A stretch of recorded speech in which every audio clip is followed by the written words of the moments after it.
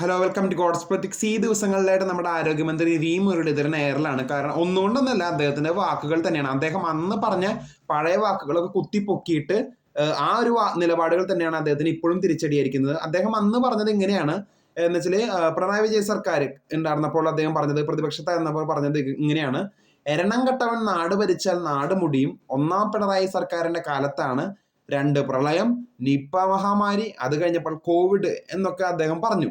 അപ്പോൾ ഇന്ന് അദ്ദേഹം ആരോഗ്യമന്ത്രി ആയിരുന്നപ്പോൾ ഷിഗല്ല വന്നു. അങ്ങനെ നിരവധിയായിട്ടുള്ള രോഗങ്ങൾ വീണ്ടും, എന്ന് വെച്ചാൽ കുറെ പേർക്കൊക്കെ ഷിഗല്ല സ്ഥിരീകരിച്ചു. അങ്ങനെ നിരവധിയായിട്ടുള്ള രോഗങ്ങൾ വീണ്ടും വരാൻ തുടങ്ങി. അപ്പൊ അദ്ദേഹം പറയുന്നത് വെച്ചാൽ പണ്ടത്തെ നിലപാടിനെ കുറിച്ച് എന്താണ് പറയാനുള്ളതെന്ന് ചോദിച്ചപ്പോൾ അദ്ദേഹം പറഞ്ഞത് ഇങ്ങനെയാണ്: നിങ്ങളുടെ മുമ്പിൽ നിൽക്കുന്നത് ആരോഗ്യമന്ത്രിയാണ്.